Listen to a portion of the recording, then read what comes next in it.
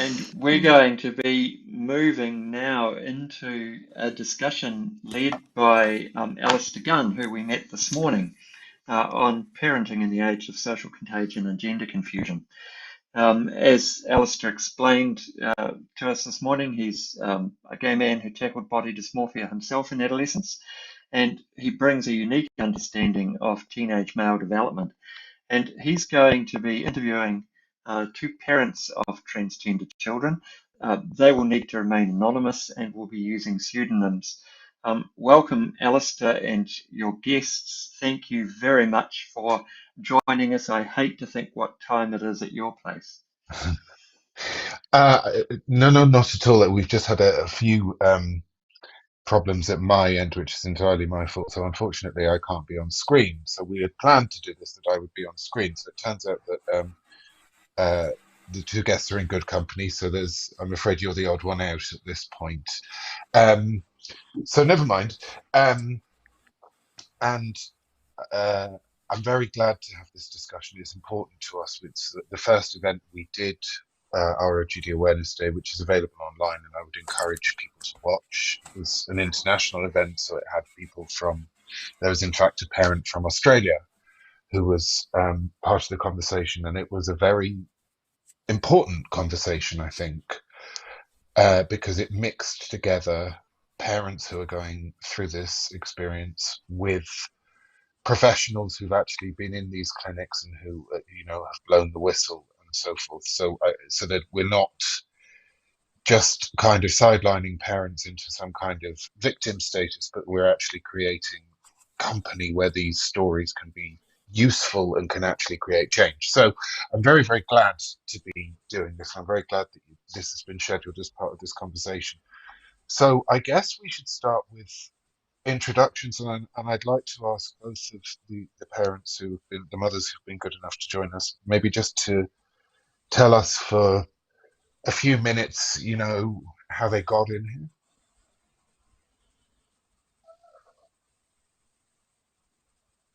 Okay. Okay. Hi, Jean. How are you? Oh, not too bad, thanks. A little nervous. Yeah, but I'm in New Zealand. I have a teenager who identifies as trans, um, was proudly non-conforming when we were little, and then came to intermediate school and sexual education. Half the class seemed to come out as queer or rainbow, and I had no suspicion at this point, but after lockdown in 2020, and then getting into social media, then came out to us as trans, and was particularly disappointed with us because we have always been very left wing and pretty accepting, and was very surprised when we didn't immediately jump up and down in joy. Um, I'd Mhm. been vaguely aware of trans, but I hadn't really researched it, just assumed it was, the narrative of always known, always been different kind of thing, didn't really think about it. And Yes. when I actually took the time to look into it, and I have a research background, and when I looked at the actual medical papers, was absolutely horrified at the lack of evidence for treatment protocols and what was going on. I was just like, couldn't believe Mm. it. And then the biggest red flag for me with that was the absolute vilification that anybody who questions the evidence gets, which is in Mhm. science is just like, what? Um, and it also shocked me that the school had been using a different name and pronouns for months without telling me, and I was quite involved in school at that point, so that was shocking to me too. Um, at first, my child was reasonably happy, and then came across some adults at school who, for some reason or other, suggested to my child that parents who don't affirm are actually abusive, that they don't love you, and that not medicalizing immediately will cause you to want to commit suicide. So mental health crashed at that point. Um, Mhm. yeah. So So that's if I like can 3 ask, years, but now, Mhm. my child's still comes to us, expects me to be at the door in the morning to tell him I love him and wish him a good day. So, the relationship is good. Yeah, sorry, you were asking? I was just going to say, I wonder if you could. There's a lot in there, and I know all these stories are very complicated. So I was wondering if we could back up. And you say he was gender non-conforming. So some people listening to this might think, is that just code for you thought he was going to be gay?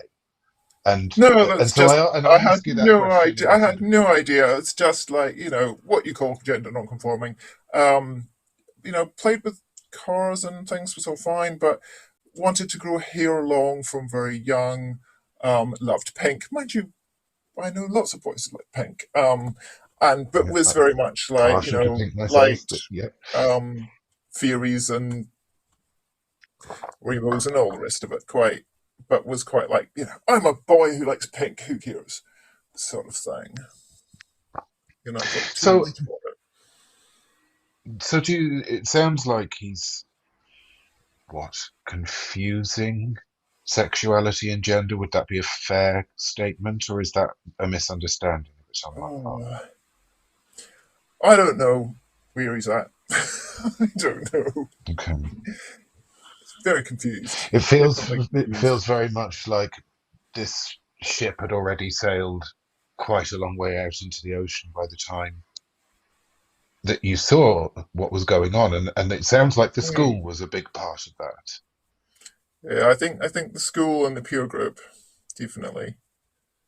And lots of attention from girls who want to.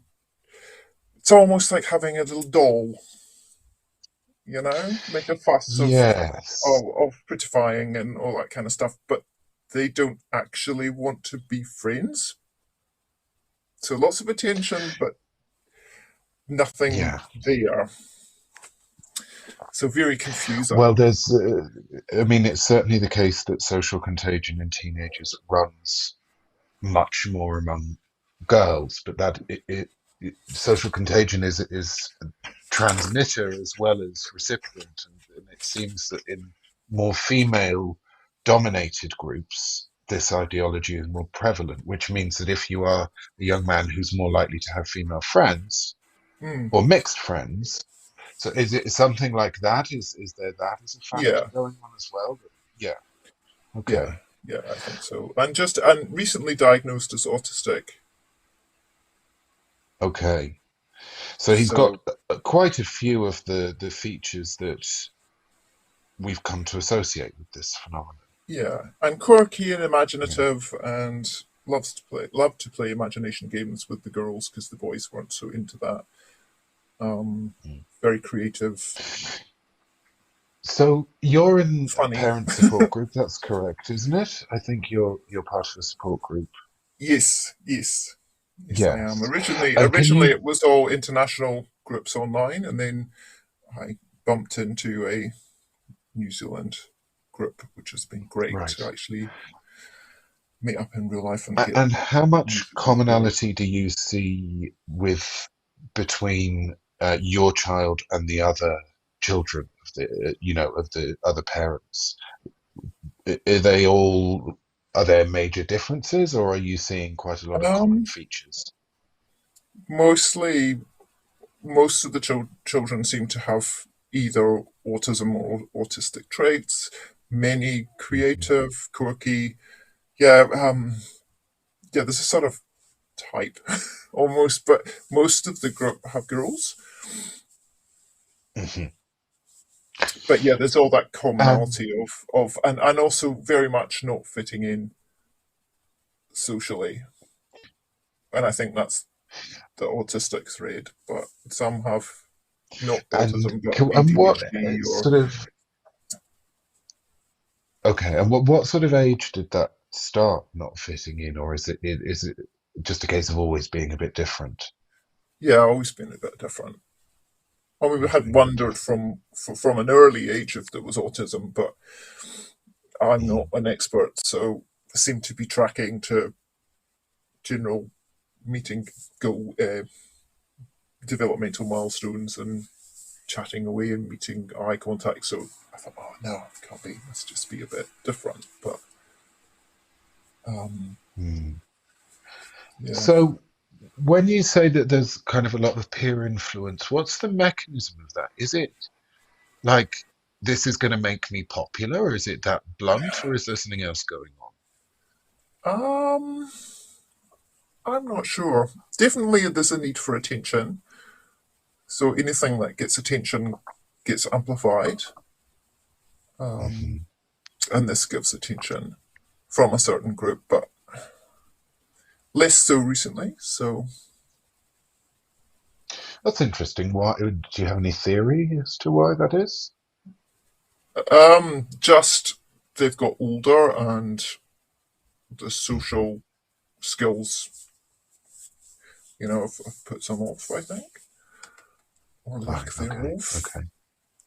But And then you said also that in the school there were sort of adults who'd um, you think had influenced yeah, your child. I mean, you may not be in a position. I don't want you to say anything that you'd rather not say. Do you see what I mean? So you yeah. may not wish to say who those adults are. It sounds like, but what makes you is it was that something that you think of as quite direct, or are you just saying like in a more general cultural way? Um, the what do you call it? GSA gender the Hmm. group at school for Rainbow Kids was Yeah. very, I think, very right on with and very into the narrative from the Rainbow groups. So that's where all that comes from. The parents who don't affirm are abusive. That you need to get drugs to stop suicide. That all that sort of stuff. It's all on their websites, or it definitely was a couple of years ago. I think it's toned down a little now, but um, but yeah, the general narrative is gender, gender, gender, gender. Hmm. Because I know Yeah. someone who's a young man who's gay who went to this club once and decided that they were weird and left immediately because didn't feel they were supporting of gay people at all. He's just like, oh, this is weird. I'm going. No, we're hearing this, that we're hearing that there are some young people who are going into who are gay and who are going into these, organizations in schools and universities and almost being treated like, really, that's it? You're gay? You're just bringing that, as though they've, Mm, like an adult turning up to a dinner party without bringing a bottle of wine or something. Um, there does seem to be this preference for you to have some kind of well, we can say gender to make it a gender issue, but it's also about appearance as well. So to bring it back to the last conversation, which the last session to talk about narcissism, that mm, these people do seem to be encouraging young people to think an awful lot about their appearance, particularly their sexual appearance. mm. But also about there's a lot of focus on mental health, Hmm. and so which is good, but it almost has the effect of the kids start collecting potential diagnoses. And so far Yeah. as going on social media with, I am anxiety, I have anxiety, I have depression, I have autism. They have this collection of diagnoses. It's Hmm. like a badge of honor, And then when you think almost. about peers and peer influence and this issue, is that offline or online or both in your family's case? Both. Definitely both. Yeah. Both. A lot in lockdown because we were in a hard lockdown in New Zealand, completely cut off from any Hmm. outside sport, only going out an hour a day to exercise and keeping well away from people. And so my child found social media. I had never been interested before and ended up on Discord, which I did not realize is an absolute cesspit. Um, you can connect with anybody and they can pretend to be anybody. And so kids can be connected to some very dodgy adults. Um, and there's very dodgy groups. They have all these little groups you can join, and there's some very questionable groups out there. It's also very hard to block on the internet. Um, Yep. Well, and these kids are not stupid. A lot of them are quite smart kids, and they're going to possibly find workarounds and so forth. Although, there are other points of view. There are people who say that those blocks work. I think it depends on the circumstance. Okay, so I mean, I think what we want to do as part of this is we want to reach people who don't know about this and who wouldn't necessarily understand all of the reactions that you're having. So I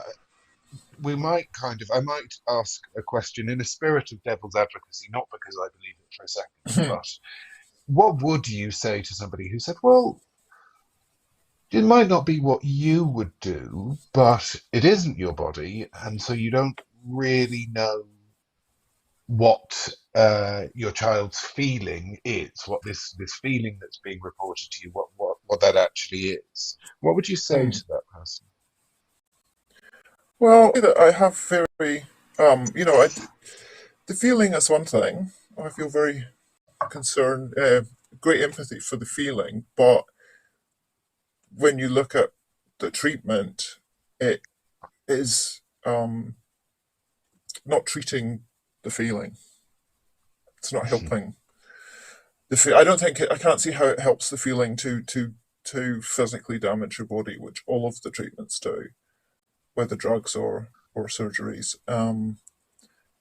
And it's like the idea that you would say to someone who's depressed, "Oh, you're quite right. You're depressed. Yes, you are awful." It's like, Yes, no, well, it's the you're only not it's a the only terrible. treatment. You're not a useless person. Let's Yeah, look into that. Let's explore. Let's work out what's causing this depression, and let's you yeah. know investigate and see if we can't do something about it. But this is Well, it's and very it's difficult. the I could go only. on about it for hours. So Well, I was going to say it's the only treatment where it's a psychological treatment where we say that the answer is to treat your body.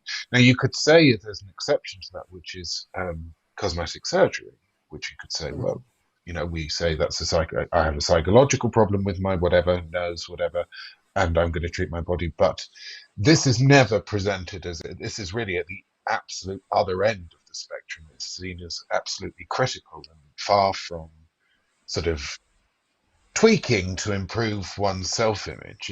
It's really much more existential.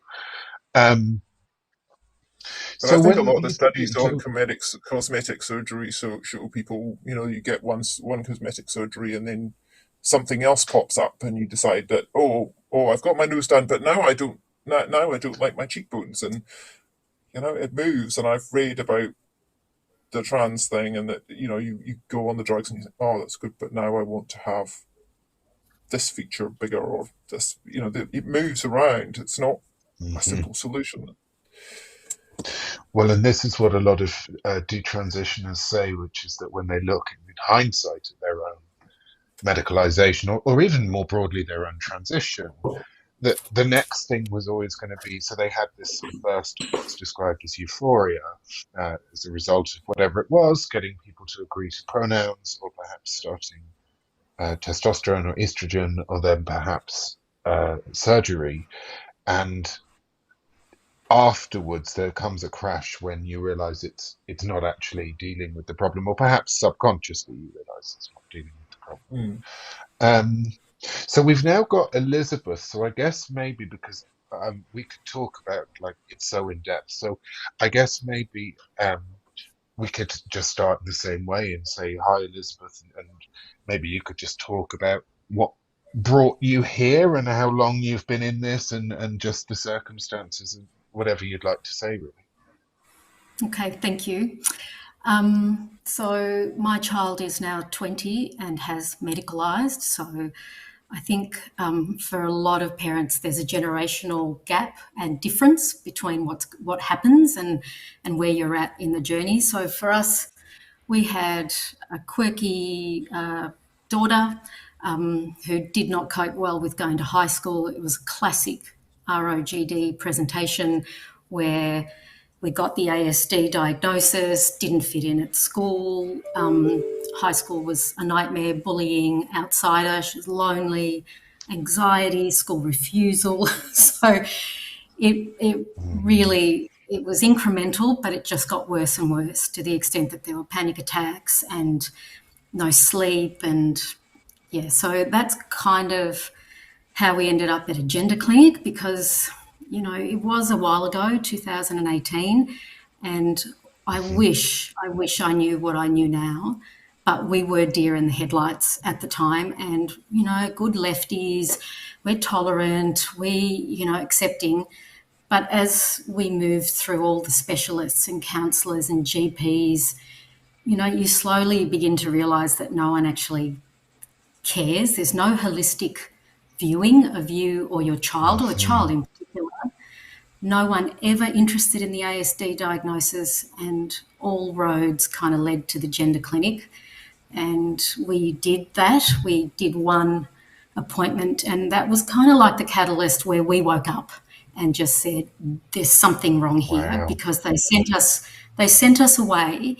We had a child that did not sleep, that had stomach pains, headaches, was not functioning. I slept in her room. And they sent us away saying, well, we've got a long waiting list, we'll see you in a year. And I was sent away with a piece of paper. And it was like, but that was when I really understood that there was no one who was going to help us. And it's incredible how we got really strong really quick, and we just disentangled. And I became very clear that we needed to get this kid through high school. We needed to get this kid thriving, get him a job, and you kind of love them and support them and surround them with family and friends, which we have. She's an only child, and I just hung on to the hope that she might grow and mature. That kind of didn't work out, because as soon as she turned 18, she went and did that, saw the doctors. There are 2 pathways here in Melbourne where I am, and she did that. She also changed her name, changed her birth certificate, changed all her documentation. So I guess I come to you in a moment of real grief and bereavement for my child, who I'm watching disappear, because she hasn't left our home. She's really emotionally still dependent. This is a kid who's transitioning, but hasn't gotten any friends, hasn't achieved any popularity, still the same lonely outsider whose best friend is her mum who now looks and wonders where her kid is gone. So it's very complicated and very kind of hard and quite sad. It's very sad. No, but yeah. And how long ago did she begin the process of medicalisation, if you don't mind me asking? No, I don't mind. I found how I found out, like, she's never talked about it, so there's never been a conversation. And I've heard that from other parents. The kids just won't talk about it. But we noticed last Christmas, it was just before Christmas, where there was a really obvious change. Like, you could clearly see, start of hair growth, the weight gain. And now that I'm with other parents whose daughters have done it, it's kind of classic. But I also found some receipts in her room from the people who prescribed it. And it's been 2 years. It'll be 2 years in February. So now, first you walk with the loss. So for 2 years now, you walk with the ghost of your child next to you while you watch this other person kind of become in your house. And now you just kind of live with this terrible fear, as one parent in my group described it, that lives just under your skin, where you worry what these drugs are doing to their healthy bodies and how she might come out of it, if at all. So different. That's yeah. So it doesn't sound like when you went to the gender clinic there was much talk about that at all. Oh God, no. They're very clear. It's the medical model, and they look at you if you ask any questions like you're a problem. They separate you, so they speak to you as a group, and then they split you up, and they talk to the kid, and then they talk to you, and then if you ask, you're not. There's definite attitude, and no help at all, none. Wow. So you didn't, when you went there, what kind of experience were you expecting in that clinic? I laugh at my naivety, because I had trusted doctors. I'd had good experiences myself, with psychologists and everything. We kind of thought that we'd sit down and they would look at everything because, there was a lot that we could bring, a lot of doctors, psychologists, child development. We had seen, I'm very resourceful. I am a person of means. I have money. I can buy what I need if the public system did. So we had tried everything. They didn't even, like you say, ASD diagnosis, and they would just go, no one looked at it. No one ever looked at it and said, oh, you've got a young woman here who's ASD, nothing, no joining the dots, nothing. So we kind of expected, some intelligent, holistic approach, but it was very, very clear. No, I left there and I said to my kid, over my dead body, are we doing any of that? And you're just going to have to deal with it. No way. Wow. So you had a very strong reaction to these people. And do you think, maybe it's not, I'm asking you to speculate unfairly, but what do you think is in it for these gender clinicians? So there's one very obvious answer, which is money. But is it just that, or do they see this as some kind of social good generally? Because it can't be the case that they're making a judgment about each individual. If you're picking up on that, if that's your kind of judgment of these clinics, having been in one. So what do you attribute it to? Are they just charlatans who want to make a fast buck, or is it something else? Oh, that's the $50 million question, Alasdair. AusPath conference was on here in Melbourne last week, so that's the WPath, but the Aussie version. And that program, it had the doctor who prescribed my daughter the testosterone was there. And you look at them and these are supposedly legitimate doctors. I don't know. I just don't know. I don't know. I don't. I can't even speculate because I used to think that they were smarter than me. And now I look at them all and go, I don't know what you're doing. Yeah, it's very shocking. And there's a point here which is very important, which is, there was this terrible scandal with lobotomies where a number of people who today we would describe as people with perhaps special educational needs, perhaps severe learning disabilities, were given lobotomies, and it was hailed as this great cure.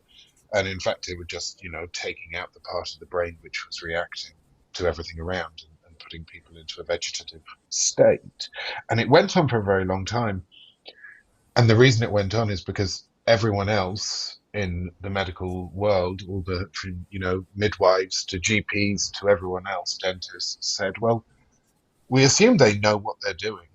They assume we know what we're doing. We're not interested in lobotomists telling us how to do dentistry, so we're going to leave them to it. So that's kind of what's happened, isn't it? A little bit. It's that people, perhaps the rest of the medical profession has just assumed, as you did, this must be all working. Yeah, look, personally, I compare it more to, have you seen Dope Sick? The story of OxyContin. For me, that's the more analogous comparison. What happened in America with the OxyContin stuff, where it's just been pushed through and the evidence, everyone just looks away and they didn't care who was harmed, and there was so much harm. So when I watched that, I found it very confronting. It was so analogous, but I don't know. Wow. Maybe I'll go back to Jean for a second and ask, if we maybe keep talking about the medicalization aspect of this, and what I'd like to hear your concerns on what you think could go wrong in the future with medicalisation. Yeah, a couple of Sorry, points so first. From just to point out that in New Zealand, at 16, parents get no say in GPs and things. My child can go to the GP by himself, could change his GP on his own. So parents are completely cut out there. And yeah, we managed to avoid the puberty blockers, thankfully. But yeah, there's a lot of issues with medicalisation. A lot of it is that these drugs are used off-label. There is not, to my knowledge, good data collection from the clinics on side effects, on how many of these people on these treatments end up, for example, on disability, other mental health drugs that are being given to them alongside, because someone in our group, their child was on testosterone and then antidepressants and then antipsychotics, but no questioning no joining of the docs again from the doctor, like, oh, maybe it's the testosterone causing these other mental health issues. No joining of the dots, no concern.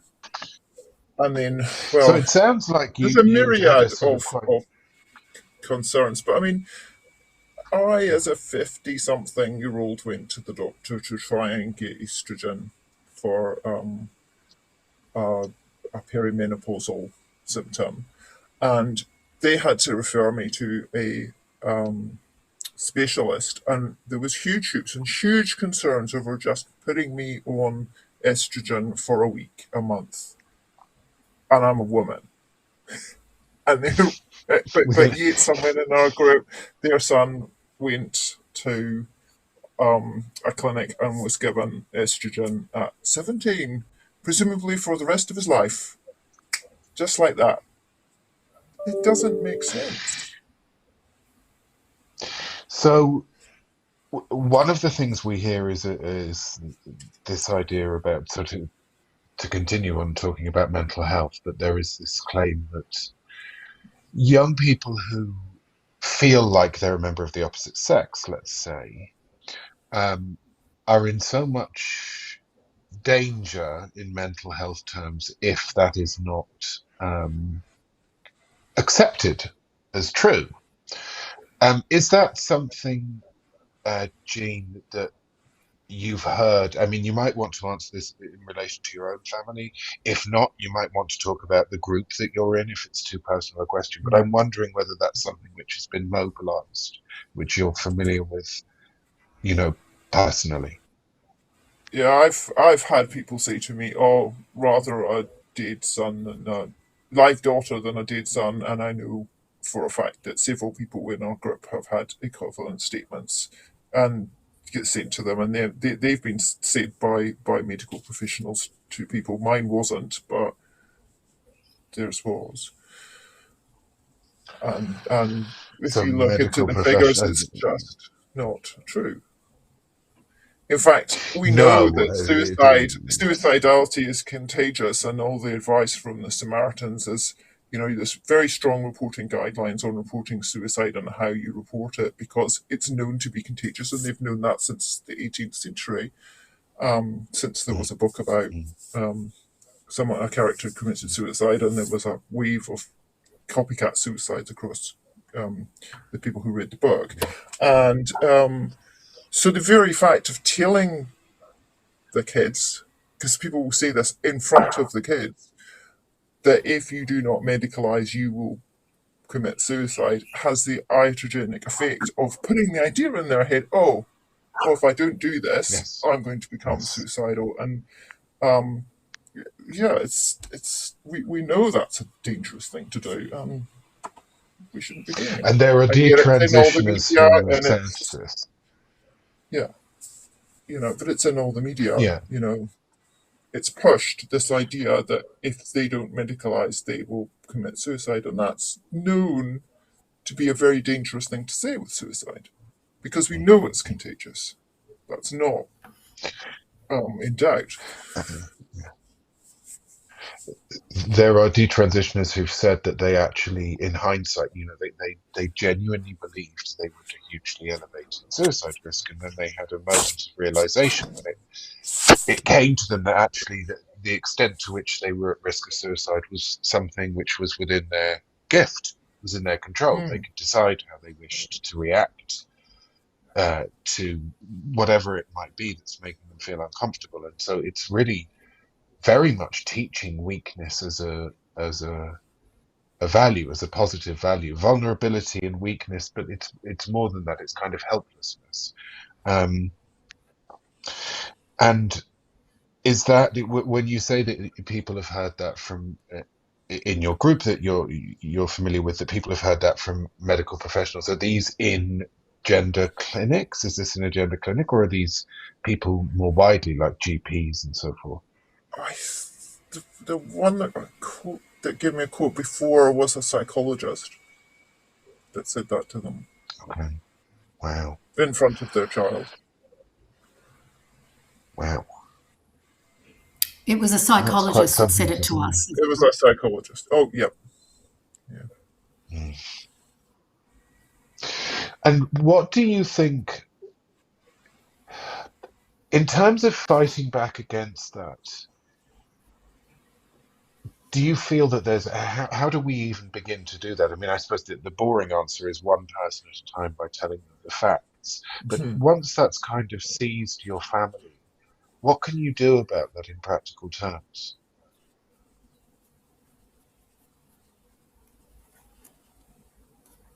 You mean with the kids? Yeah, how can you break through if they've if they're going along with this? Or do you think it's just a case of waiting for them to kind of mature a little out of it? We actively did things with our kid to get them out of the room. So, like, playing games that they're interested in, even if it's video games or card games, board games, going for walks, bike rides, trips out, just going to the cafe for afternoon tea, anything just to keep them busy, try and organise things. When they were younger, try and organise things with friends, just come out, show them things that say that, like, oh, here's good treatments for mental health. Getting outside, nature, so let's go out for a walk because this news article says that, this is a good thing to do if you're depressed. So things like that. Yeah. I wonder if I might ask Elizabeth. Sorry, Dan. I wonder if I might ask Elizabeth. I wanted to talk about kind of the general community, about perhaps you might talk about friends or colleagues or extended family or neighbours. How has this changed your relationship and I don't know, how you see yourself in the place that you live and in your own kind of, your own life, if you will? Before I answer that question, can I just revert and answer to something you asked, Jean, which about the medicalisation? I think it's really important for people to know that there was never any follow-up of us from the Children's Hospital that we attended. So we went to one appointment. We were on the list for the second appointment a year later. When I declined it, no one, not one person ever rang to say why. So these people, they're not keeping good records. They have no idea what's happening to the kids. And I just can't believe it. So I just wanted to say that so people knew. And that was a few years ago, but there's never been any follow-up to see how we are, how she was, did things change, what happened, so it's pretty wild. But to answer the question you asked, it's a really lonely place to be because people can see what's happening, but no one asks. So I don't know, like occasionally I'll force people or occasionally someone will whisper something to me, and they'll use all this kind of metaphoric language about it. But I think our parents are elderly, so they look at it. Whether they guess, I don't know, but they kindly don't ask. And I think it is a kindness at this point, because what do you say to 80-year-olds, about this stuff? Yeah. But for me, and we've been totally radicalized. Like, there's no other word for it. You kind of stand back and you see the world very, very differently. And you also realize that no one gives a shit about you, actually. And no one, we're not people. So it's all about these kids, and it's highly politicized. But the people and what happens to you and how it is, late at night when you're awake, worried. But I have found the most extraordinary support in the group that we are. We are 35 families, and we call ourselves a collective. But that's my real life. That now is realer than my daily life, where I put my face on and I pretend. So it's a very weird schizoid existence.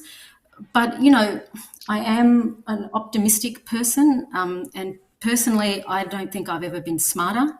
I have never stood taller. I call bullshit now in ways that I never could have before, and I'm very politically engaged. So, I write letters. I'm using all of my networks and connections to be as effective as possible. I'm strategic. I was never strategic before. Strategic and play to try and, manage my child, strategic to manage work and the crap that comes through on, newsletters about Intersex Awareness Week. Like, all of it is so triggering if you let it. But you've got to be strategic and smarter than them. And that's what I aim for, to be smarter than them. But it is so sad, and it is so lonely. And the grief, I never foresaw that this is where I would be at this point in my life, or my partner. And to watch your partner grieve is hard as well. And I think it's really hard for fathers, like mums show up like Jen and I have, but for the dads, it's harder. The emotional response is different. The support that they don't have is different. Anyway, I'll stop now. But does that answer your question? Well, it's a very female support community, and I think a lot of men, don't necessarily want to talk about it. They might want to. I think it would be very different if everyone kind of lived nearby, because I think it could be that they would actually really benefit from getting together and doing something in that very male way, and not talking about it, but kind of processing in that sense.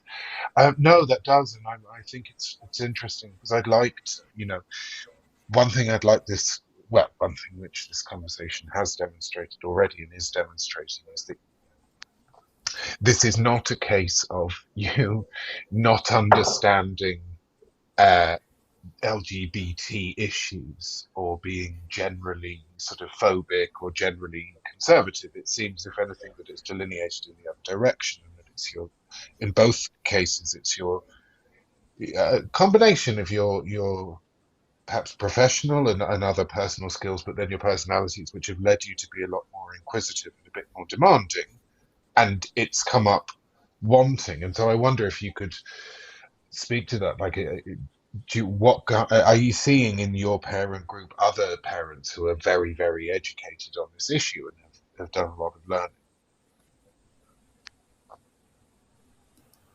Yes. Oh my God, yes. We all laugh and say we all have PhDs in this now. And we're all very similar type. Everyone's, mostly middle class, educated professionals, doctors, lawyers. It's pretty interesting. It's, mostly girls.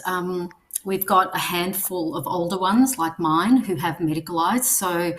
And there's younger ones. And I wish I was those parents and that aware when my kid was 14. But, there's some good stories that come through, like some kids who are desisting, the ones that were taken out of school, homeschooled, caught early. But we are a bit of a type. But I think the other thing I just wanted to say, which is a little bit off topic, is that in terms of what the future holds, I think when you're dealing with kids with autism, they hang on. So it's not, I don't think for our kid it's a question of growing out of it, because there are certain traits in ASD where these kids need structure, they need familiarity. And once they grab on to the next new routine, and I think for my kid, this is the next new routine, it's really hard. They don't let go, they hang on. And that's why I have not much hope. If it happens that she desists or what I say wakes up, it will be a long time coming. And that kind of fuels my sadness even more. The understanding that these kids, yeah. And if I can ask, I sort of want to ask like it's a very, very, it's either very, very deep or very, very shallow. It's one of the two. It's kind of almost, what do you think is going on for your daughter? So, I mean, there are lots of theories about this for young women. So for some young women, it seems that they're same-sex attracted and they're fleeing it. It seems that a lot of young women aren't, but they're fleeing womanhood for some other set of reasons. Um, and then there's a third sort of perhaps third scenario where there's a few people online now who seem to be women who are sort of developing these identities and building a bit of a career around it. So it's obviously flattering their ego. And I wonder where you see your daughter in those stories, or perhaps none of them is the right story. No, I think the fleeing womanhood. I think my kid, like all the others, sensitive, imaginative. I just think puberty was too much for her. There was terrible menstrual problems, terrible pain. I can imagine that for her, her body just attacked her and her body became this alien thing. And she didn't want to grow up. She didn't want that. I mean, who does? The crazy part about all of this, ask any woman, no one wants it when it happens. Like, you don't. But the resilience, I think, with the ASD kids and the emotional immaturity, she didn't have a way to cope, and I didn't know. I didn't see it. We got the ASD diagnosis at 14. Like Jean, we suspected, but, she was managing, she'd gone through school, she was clever. So I think that's where, if I blame myself at all, I wish I had understood more. But we were seeing countless psychologists. No one, the experts, no one kind of flagged it and said, teenage girls, ASD, they struggle with puberty. Periods are hard because, she could barely deal with having a tag on her clothes. I had to cut them all off. Like, the sensitivity was there always. And so I think puberty, and even now, this kid still loves fantasy, still loves the animated movies of her childhood. She's 20. So there's just an immaturity there, and it doesn't want to grow up. It's a bit of a Peter Pan. And I guess seeing how womanhood is portrayed, why would you want to go toward it instead of run away from it, I guess? So that's my only theory. Yeah. Well, I wonder whether I might come back to you, Jean, and I might ask, what would you like to see politicians and policymakers do differently in New Zealand? Oh, gosh, where to start? Talk about it for a start. Entertain the conversation, because it's taboo almost here to talk about it. Our media is very resistant. We have had very small, somebody did ask our Prime Minister of the time what a woman was, and he couldn't answer. Our current Prime Minister did have a good answer. But the conversation just isn't there at the moment, so we need to start the conversation. We need to have a proper inquiry, I think, into the state of gender in education, gender in the medicalisation of it. There's so much that needs to be done. It's kind of huge here.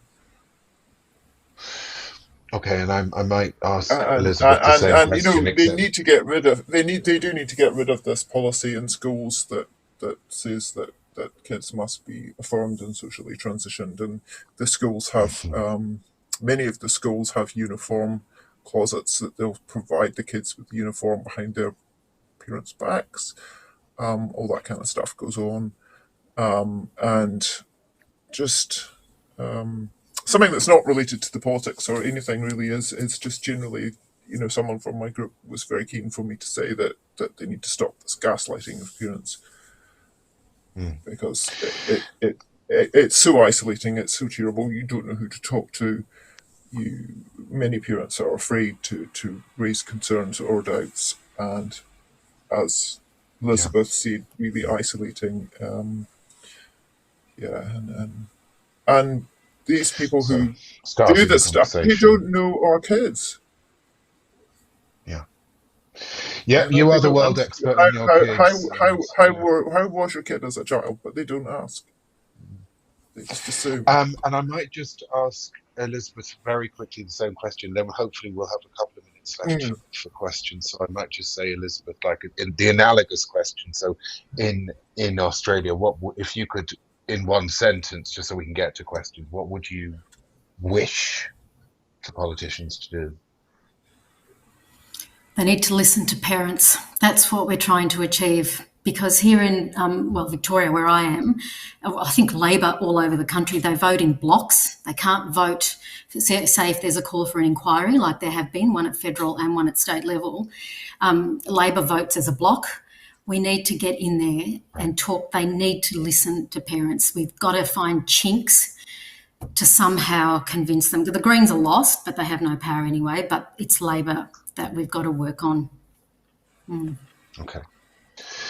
Okay, so I wonder, will we take some questions? Yeah, thank you, Alistair, and thank you, Jean and Elizabeth. There is a question that's come through. Is there anything that either of you would do differently if you knew then what you know now? Yes. Yep. You go first. Internet. If I had known that the internet was what it is, this vast place where my child would disappear, even though physically she was in the kitchen right next to me, I would have switched it off, would have turned it off. It was discord for us, the device. I would have taken the devices. I would have got rid of internet. That's what I would have done when she was young, 14, 15. Yeah, I agree. That's it. Definitely. Yep, definitely get rid of the internet. I think as well, I didn't know enough when he first told me. I ended up having lots of conversations with him about gender, and I think that was a mistake. I should have just ignored it and talked about other stuff. I think, but it was hard. But yes, the internet. With hindsight, I shouldn't. We shouldn't have given the kids devices so they got hooked on them. Yeah. And then there's a question that's come in for Elizabeth. Has there ever been any follow-up with your daughter by the so-called experts as to how she is now coping with her transition journey, or is she largely ignored by them? Ignored. There has been no follow-up from any of the professionals we saw when I was still involved. If there's follow-up from these people who now prescribe her testosterone, I don't know. She doesn't tell me. But my suspicion is no, because I pretty much know what goes on in her life. There's not a lot. So, no, never. Alistair, a lot of the other things coming through on the chat are comments and reflections, including the role of professional associations and registration boards, and how difficult it is when some of them have already adopted a gender affirmative policy. Do you have any ideas on how we might address this? Um, I think it's important to go in and to challenge to make sure that the primacy of biological sex is upheld when there's anything like that. So when anything regulatory comes up, but I suppose, I mean, can you think of a specific example? It would be easier to. Do you see what I mean? It would be easier to answer with a specific example. Yeah. Would be, for example, contacting the New Zealand Psychologists Board, because many psychologists are actually a little nervous about bringing it up themselves within their own professional association, because of the Yes, professional risk of being deregistered. I think it probably depends on the profession. I think it's going to be different, for example, for therapists. But I think one thing that you can do is you can certainly, you know, you can form a group to lobby internally for example, to uphold certain language norms, which is where I would start if I were lobbying for anything within a professional group. Unless, of course, you're forming in a kind of emergency situation to fight something very specific. But I think I would say to people, you can form a collective, to use, I think it was Jean's word, that you don't have to kind of form some rival organization. It may be a case of speaking with other people who are already in your professional organization.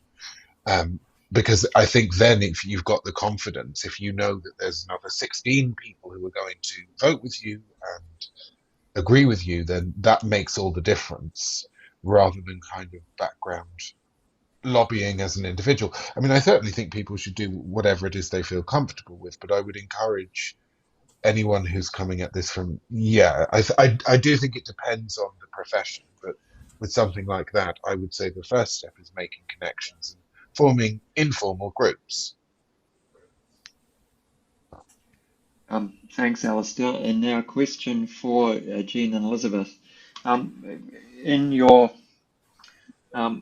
long, sad, and lonely journeys, did you encounter any clinician whose treatment you've been satisfied with? And if so, what was important about their approach? We've had my child saw a succession of school counsellors, and a couple of them were really good. Very focused on the underlying immediate issues of anxiety and possible depression and social issues, and focused on that. And the focus on that kind of helped relieve some of the other stuff, I think. And they were very neutral, and they helped. Elizabeth, But you anything can, to add? yeah.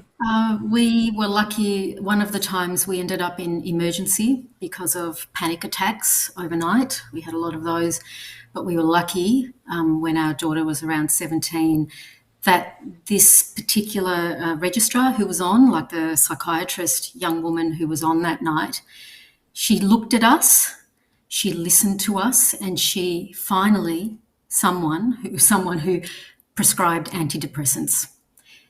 And that was like a turning point for us. So all of the time we'd been going to see professionals, they knew about the panic attacks, the anxiety, all of it. No one had given this kid any relief. And this woman, she said to us, I'll give you a prescription, but this is what you got to do, because she was under 18, our kid, of how to keep it going and how to do it with minimal kind of contact with other professionals. And the antidepressants, the anti-anxiety medication, actually just changed everything. So finally, our kid could sleep, could eat without the phobias, started functioning, putting on weight.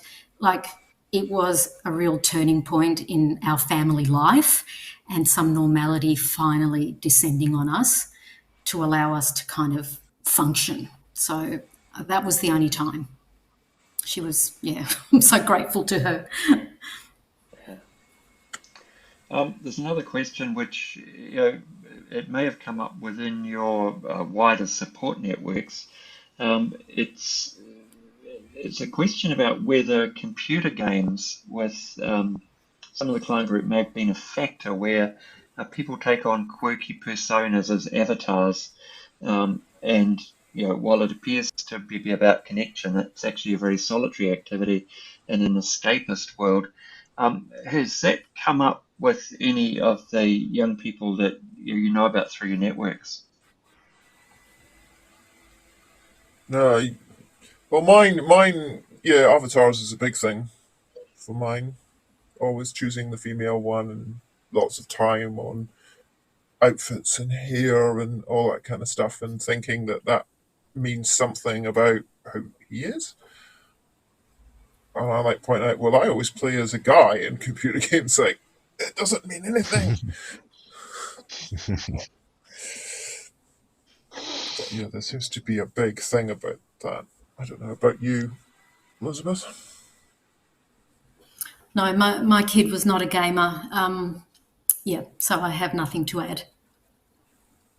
And you don't know I of any think in the that's group. mainly the boys. That's mainly the boys. Not exclusively, but mainly. Yeah. Okay. There's been another reflection that's come through in the chat that both Melbourne and Auckland had long lockdowns during the COVID-19 pandemic. And wonder if either of you sort of want to comment on what it was like living through that period. I think one of you has already touched on it, but whether that actually made things worse. For mine, socially, definitely worse. Was just starting to make friends at a new school and hit lockdown and then interrupted, so very difficult. But we're not in Auckland, so. For us, it was the reverse. It was really good for our kid who was not happy at school. So that cocooning in the house of having our support and us there to cook and, have like when she was a kid, it was actually really good. So things didn't get any worse. In fact, they got calmer. So it wasn't so bad. And we have just a little bit more time, but while they're sorting out some tech issues with the next presenter. So I'm wondering, either Jean or Elizabeth, is there anything you would like to say that you've not had an opportunity to say?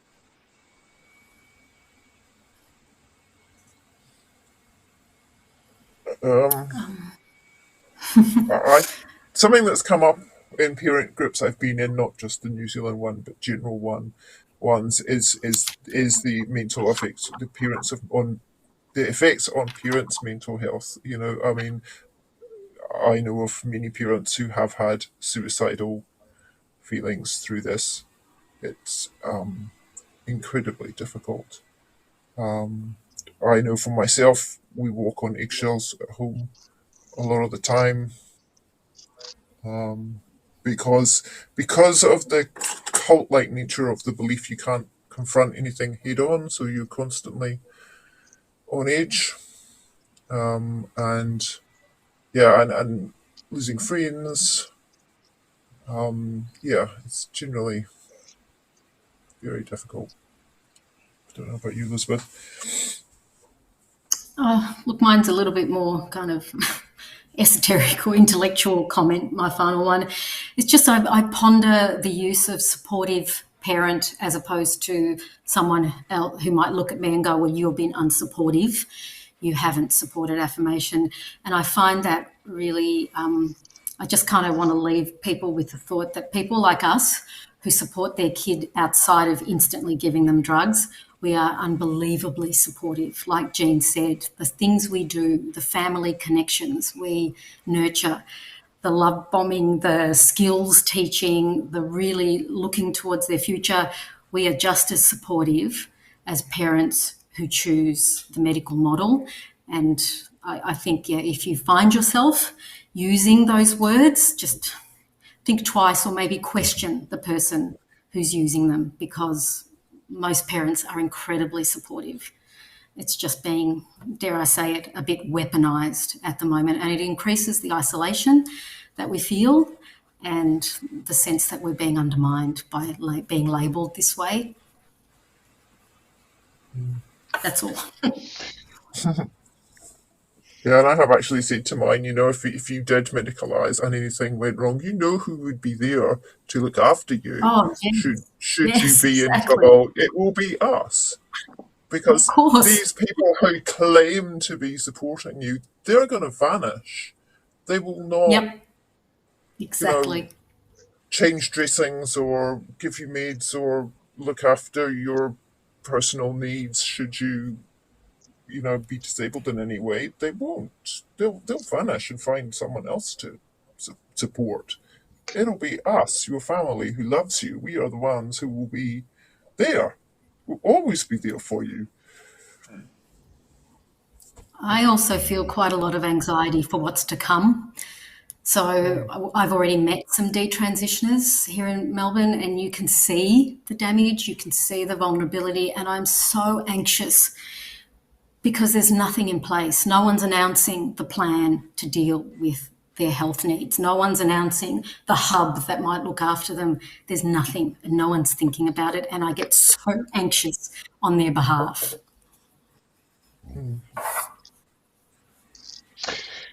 It's worth pointing out that there are now tens of thousands of detransitioners on one community alone, and that WPATH's Standards of Care 8 did not have any mention of detransitioners. Did mention eunuchs, as we said earlier, but didn't mention detransitioners.